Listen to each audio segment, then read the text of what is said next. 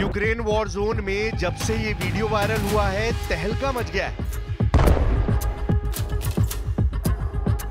हारते हुए ज़ेलेंस्की का ऐसा वार देखकर व्लादिमीर पुतिन और उनके कमांडर हैरान हैं। इस वीडियो में दिखाया गया है कि ज़ेलेंस्की के ड्रोन ने कैसे रूस के T-80 टैंक को न सिर्फ उड़ा दिया, जब कयास लगाए जा रहे हैं कि ट्रंप के हाथ खींचने पर ज़ेलेंस्की सरेंडर कर देंगे, तब इस तरह के वीडियो रूस के कमांडरों की नींद उड़ाने के लिए काफी है।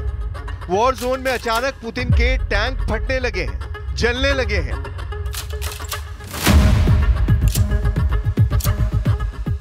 लेकिन पूरी ताकत दिखाने के बाद भी ज़ेलेंस्की को बड़े झटके मिलने जारी हैं। व्हाइट हाउस में ट्रंप और ज़ेलेंस्की के बीच हुई इस तीखी बहस के 3 दिन बाद ट्रंप ने एक नया हुक्म जारी किया है और ये हुक्म एक नई गारंटी दे रहा है।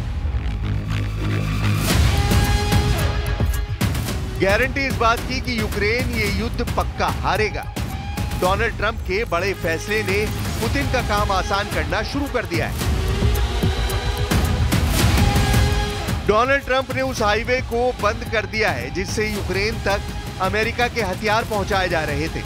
ट्रंप ने यूक्रेन को दी जाने वाले हथियार और बाकी मिलिट्री मदद पर रोक लगा दी है। यानी अभी तक जो हथियार ज़ेलेंस्की को मिले हैं, उसके बाद अमेरिका से कोई हथियार अब यूक्रेन को नहीं पहुंचेंगे, क्योंकि अब रास्ते में खड़े हैं डोनाल्ड ट्रंप और उन्होंने हथियार सप्लाई पर स्टॉप वाला ऑर्डर जारी कर दिया है। यूक्रेन में बहुत भयंकर युद्ध चल रहा है। रूस के कुर्स्क में भी बहुत खतरनाक जंग जारी है और ट्रंप को तो इस बात का यकीन है कि ज़ेलेंस्की युद्ध खत्म नहीं करना चाहते।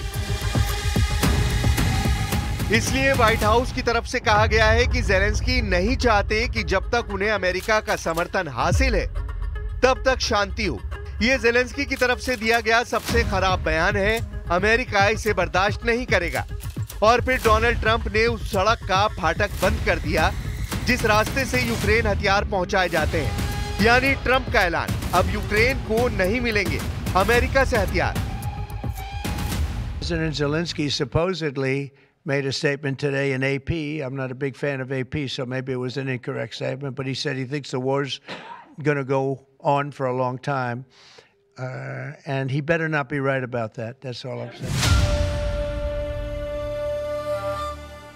जैसे ही ये खबर रूस पहुंची, असर दिखने लगा। यूक्रेन पर हमलों को लेकर पुतिन के कमांडरों का हौसला बढ़ गया। यूक्रेन के ओदेसा और सूमे में रूस ने अचानक हमले तेज कर दिए। जहां जहां पुतिन के ड्रोन और मिसाइल गिरी, वहां सब कुछ जलकर राख हो गया। पुतिन मारियुपोल में 2022 में ही कब्जा कर चुके हैं।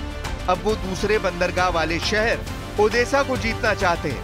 ओदेसा अब भी ऐसा पोर्ट है जहां से यूक्रेन के गोदाम भरे जा रहे हैं। यही वजह है कि पुतिन के कमांडरों ने हाल के हमलों में ओदेसा को लगातार अपने टारगेट पर रखा है। पुतिन की सेना समुद्री रूट पर कब्जा करके यूक्रेन को दुनिया से काट देना चाहती है। इसीलिए पुतिन की आर्मी ने लगातार ओदेसा के ऊपर दबाव बनाया हुआ है। लेकिन इस वक्त पुतिन की नजर निप्रो नदी पर है। ऐसे में अब ट्रंप के हथियार रोको ऐलान के बाद ज़ेलेंस्की के लिए यह मोर्चा संभालना मुश्किल हो सकता है। सवाल है कि ज़ेलेंस्की को अमेरिका से जो हथियार मिले हैं, उनकी सप्लाई बंद होने के बाद ज़ेलेंस्की क्या करेंगे, कैसे अपने शहरों को बचाएंगे। अमेरिका ने यूक्रेन को अब तक जो हथियार दिए हैं, वो वाकई कई मोर्चों पर गेम चेंजर साबित हुए हैं और जो मदद बाइडेन के दौर में दी गई, उसने रूस को कई फ्रंट पर आगे नहीं बढ़ने दिया। इसमें सबसे खतरनाक हाइमार्स सिस्टम है। अमेरिका ने यूक्रेन को ऐसे 40 सिस्टम दिए। अमेरिका ने यूक्रेन को 155 मिलीमीटर वाला गोला दागने वाली 200 तोप भेजी। अमेरिका ने ज़ेलेंस्की को 105 मिलीमीटर का गोला दागने वाली 70 तोप भी दी। अमेरिका ने यूक्रेन को पैट्रियट और नेस्मस सिस्टम दिए, जो बेहतरीन एयर डिफेंस सिस्टम है।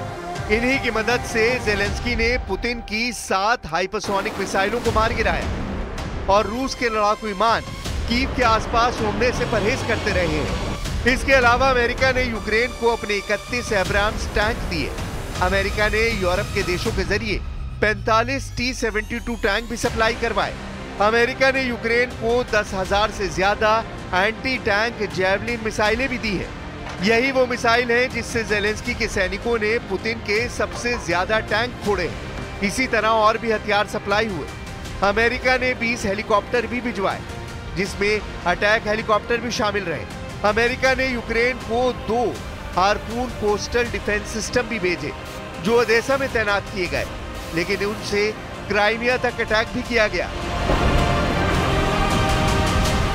अभी तो इन हथियारों में F-16 शामिल नहीं किए गए, जो यूक्रेन को यूरोप के जरिए मिले, लेकिन उसके पीछे अमेरिका की ही हरी झंडी थी। यानी अमेरिका ने न सिर्फ जेलेंस्की के तोपखाने को मजबूत किया, उनकी एयर डिफेंस बैटरी भी दोबारा चार्ज कर दी। साथ में F-16 जैसे खतरनाक लड़ाकू विमान भी यूक्रेन के मिलिट्री बेस तक पहुंचा दिए।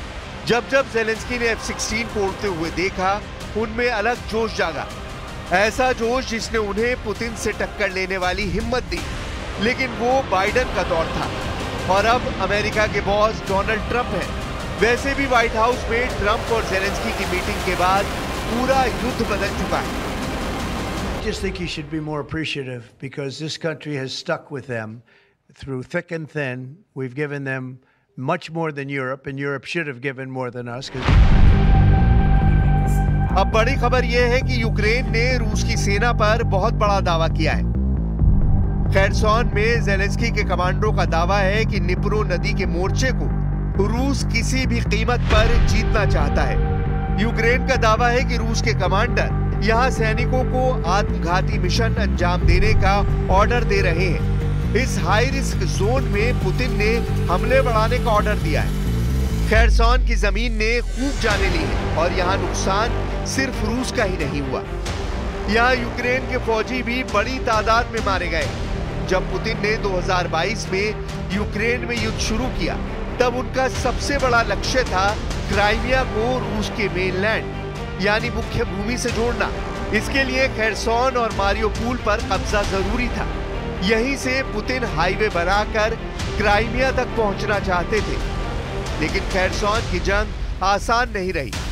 जब से यूक्रेन की सेना को अमेरिका से हाइमार्स रॉकेट सिस्टम मिला, रूस की इस इलाके पर पकड़ ढीली होती गई। बाद में दूसरे हथियारों से भी यूक्रेन की सेना की रेंज बढ़ती गई और पुतिन की सेना को कई मोर्चों पर पीछे भी हटना पड़ा। सवाल है कि अब जेलेंस्की क्या करेंगे, क्योंकि अमेरिका ने यूक्रेन को बड़े-बड़े हथियार ही नहीं दिए। हालांकि ट्रंप ने जब से हथियार रोके हैं, जेलेंस्की के युद्ध को लेकर सुर बदल गए हैं। Базовий сценарій – зберігати позиції та забезпечити умови для правильної дипломатії, для якнайшвидшого завершення цієї війни. Достойним миром. Мир нам потрібен. Саме мир справжній, чесний, а не війна, нескінченна. І гарантії безпеки потрібні. अमेरिका ने जेलेंस्की के जवानों की छोटी-छोटी जरूरतें भी पूरी की हैं। उनकी वर्दी से लेकर उन्हें जिन कलपुर्जों की जरूरत थी, वो भी अमेरिका से पहुंचाए गए हैं। -0 डिग्री तापमान में भी जेलेंस्की की फोर्स रोकने वाले आदेश से यूक्रेन को बहुत ज्यादा दर्द हो रहा है, इसमें कोई शक नहीं। वैसे ट्रंप ने अपने इरादे राष्ट्रपति पद की शपथ लेने से पहले ही जाहिर कर दिए थे। अमेरिका ने नवंबर में ही यूक्रेन को एटकम मिसाइल इस्तेमाल करने की मंजूरी दी थी, यानी 300 किलोमीटर की रेंज तक मार करना जेलेंस्की के लिए आसान हो जाता। तब ट्रंप ने इसे बाइडेन की बहुत बड़ी गलती बताया था। वैसे इन हथियारों के बावजूद पुतिन ने अपने युद्ध में कोई कमी नहीं बरती।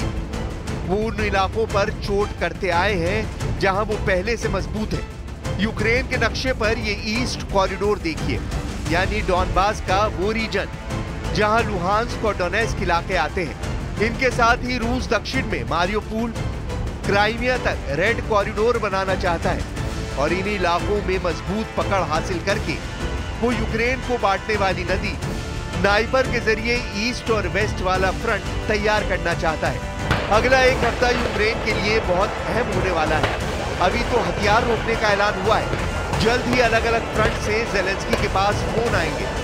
तब कमांडर बताएंगे कि कौन से हथियार खत्म हो चुके हैं, कितने और बारूद की जरूरत है। तब ज़ेलेंस्की के सामने असल चुनौती नजर आएगी।